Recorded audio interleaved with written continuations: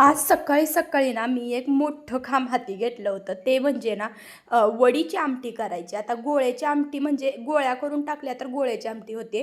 पण मी इथं वड्या बनवून याच्यामध्ये टाकणार होते आणि वडीची आमटी मी पहिल्यांदाच ट्राय करणार होती. बघूया कशी होते म्हणून तरी. खरं तर मला खायला भरपूर आवडते, पण मला काय बनवता येत नाही. मम्मीला मात्र एकदम भारी ही आमटी बनवायला येते. मग म्हटलं चला तिला विचारून एकदा ट्राय करून बघूया. आज मी तुमच्यासोबत शेअर करणार आहे एकदम सिंपल अशी कैरीची चटणी आज मी कशी बनवली होती ते. त्याच्या अगोदर म्हटलं चला घरातलं काम पटपण उरकून घेऊया. सगळ्यात अगोदर ना रॅगला सगळी भांडी लावून घेतली. स्वयंपाकाचं काम आज थोडंसं पाठीमागं म्हणजे फक्त भाजी बनवली होती सकाळी सकाळी आणि भाकरी करायच्या मी ठेवल्या होत्या, कारण दळण अजून मला गिरणीतून आणायचं होतं. आता दळण तुम्हाला पिशवीतच दिसतंय, कारण ते गिरणीतून नुकतंच घेऊन घरी आले होते आणि नवरोबांना भूक लागलेली होती. त्याच्यामुळे मला पटकन भाकरी बनवायची होती, म्हणून मी ते काही एवढं काढत बसली नाही. लगेच भाकरीसाठी थोडंसं पीठ कढईमध्ये काढून घेतलं आणि तोपर्यंत भैया पण आला होता. मग मम्मीनं त्याच्याजवळ दूध आणि कैरी दिली होती. मग माझं ठरलं की भाकरी बनवून झाल्या की कैरीची चटणी पण आपण बनवूया चटपटीत अशी, जेणेकरून जेवण एकदमच भारी होईल. बऱ्याच दिवसातून आज बाजरीची भाकरी मी बनवली होती.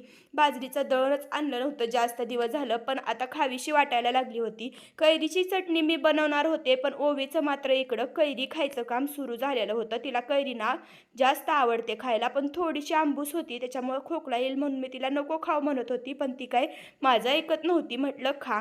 थोडासा लसूण आणि एक चिरलेली बारीक कैरी थोडीशी मिक्सरमध्ये गरका मारून घ्यायचा. पूर्ण पण बारीक नाही होऊ द्यायचं, थोडंसं मोठंच असं ते कूट राहू द्यायचं, म्हणजे टेस्ट एकदम भारी येते. त्याच्यामध्ये थोडंसं मीठ आणि चटणी मी टाकलेलं आहे आणि एका वाटीमध्ये थोडंसं तेल घेऊन आता त्याला आपल्याला जिऱ्याची फोडणी द्यायची. एकदम सिंपल रेसिपी आहे, पण एकदम भारी लागते बरं का.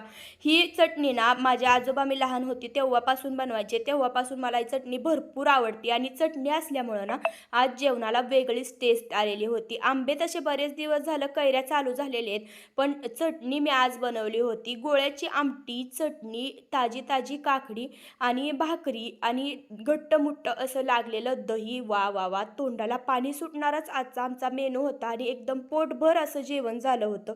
मग थोडा वेळ आराम केला आणि थोडंसं मी बाहेर जाणार होते, तोपर्यंत झालं वेगळंच प्लॅनिंग. मग पार्लरमध्येच जायचं ठरलं. परत बाहेर जायचं काय माझं कॅन्सलच झालं, कारण पार्लरमध्ये मॅडमनी बोलवल्यामुळं मला तिकडंच जावं लागलं आणि इकडं ना क्लायंट झाल्यावर आमची अशी थोडीशी मजा मस्ती सुरू होती. ओवीला तर ना एवढा आळस आलेला होता की ती चक्क इथं झोपायलाच लागली होती. चला तर व्हिडिओ इथं संपवते.